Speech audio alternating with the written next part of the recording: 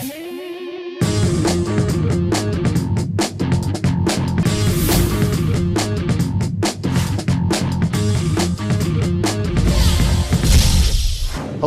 I'm Larry Mendte. Welcome to Jersey Matters. On this week's show, Governor Murphy orders an investigation of President Trump's fundraising event at his resort in Bedminster. We talk with Republican Senate candidate Rik Mehta, who was there with the president. The governor says this year's bear hunt will be the last in New Jersey. We talk with a Fish and Wildlife Council member who says the governor's just asking for problems. And we may not get the results of the election for a week or more.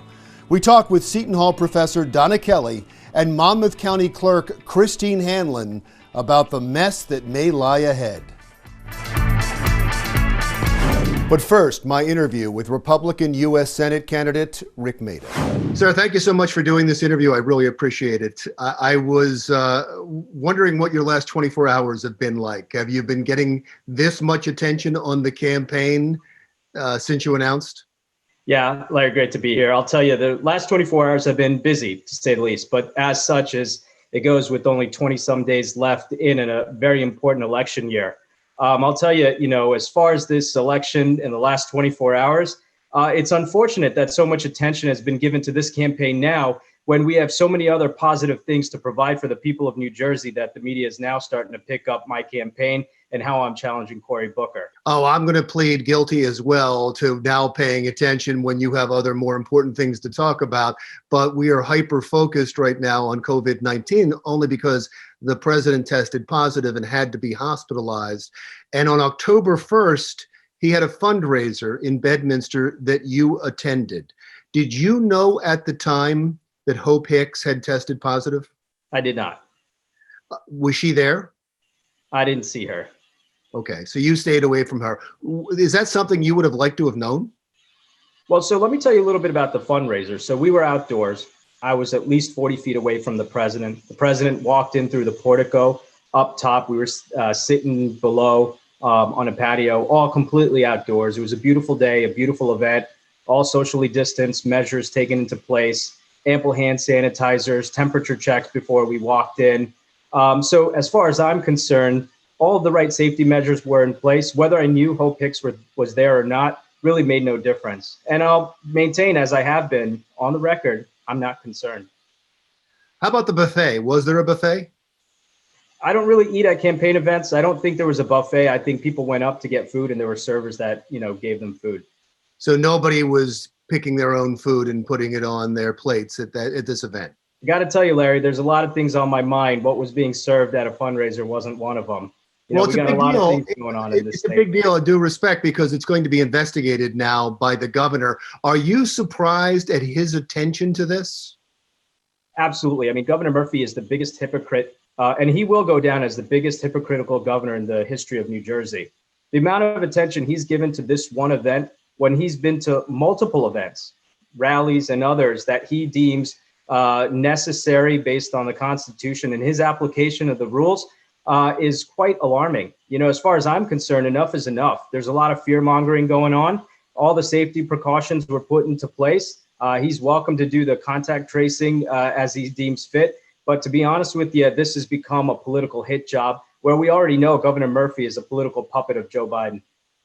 Now, Governor Murphy heard what you had to say, and he responded. When you called him a fearmonger, he came back and he said he had no idea who you were. He thought that the comments disqualified you from holding office and that you were somewhere out in outer space. Yeah. How do you respond? Well, Governor Murphy lied. He knows exactly who I am because he's been using the force of his attorney general's office to pick on small businesses. In fact, I opened up my political campaign site at Attila's Gym, of which he's been attacking ruthlessly without any knowledge of any safety or health concerns.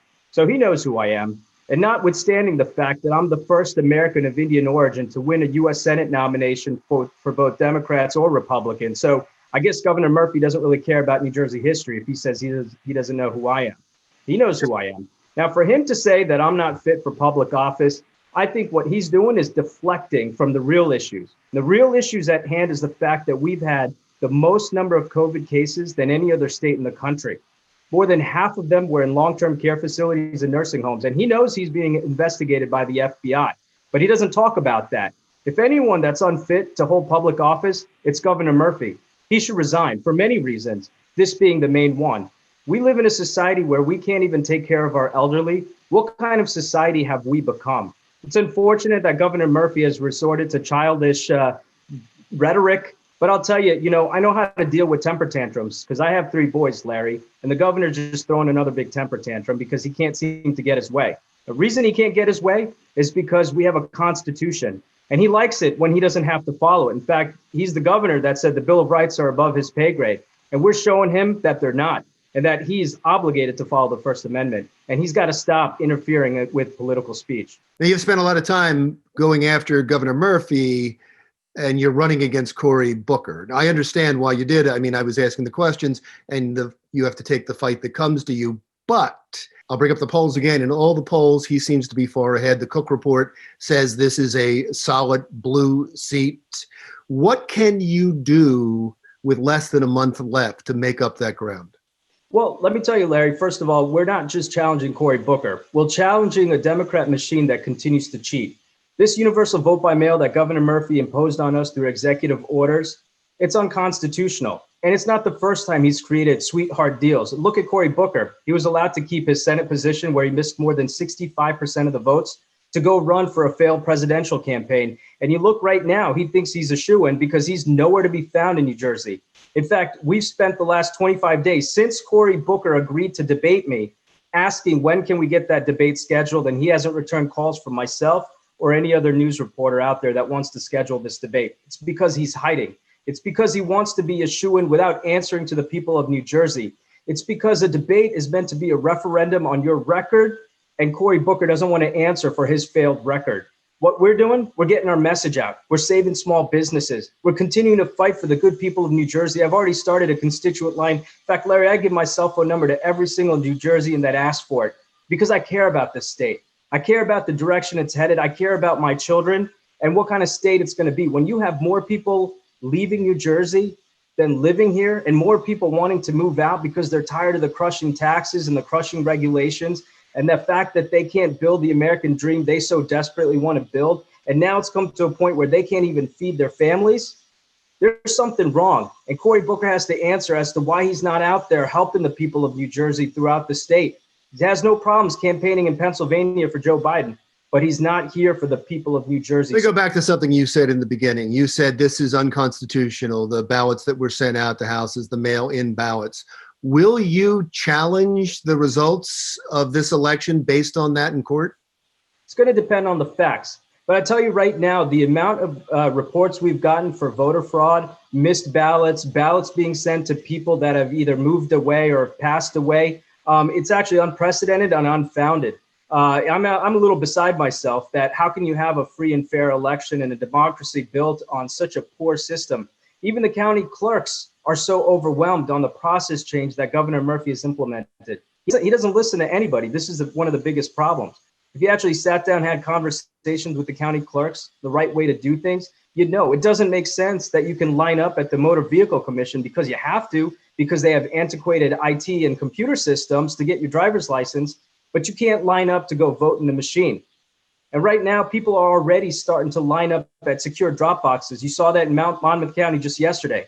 So what exactly is he saving? Where is it based in public health or science that the restriction to not vote by machine in person is going to actually stop the spread of COVID? It's fear mongering at its finest, and it's more about voter control than it is about disease control. So you did not eliminate the possibility of going to the courts after this? Not at all. In fact, that door is wide open if we find that an unconstitutional process has actually been implemented and the facts support it. We're going to be looking at this at all sides of it. It's very important to maintaining a free and fair election and a free and fair democracy. Good luck to you, sir. We'll talk again. Thank you, Larry. Appreciate it. Rik Mehta, Republican candidate for Senate. He's running against Cory Booker. When Jersey Matters comes right back, the governor says there will be no more bear hunts after this year. We'll talk to a Fish and Game commissioner who thinks that's a really bad idea. You'll hear from him next.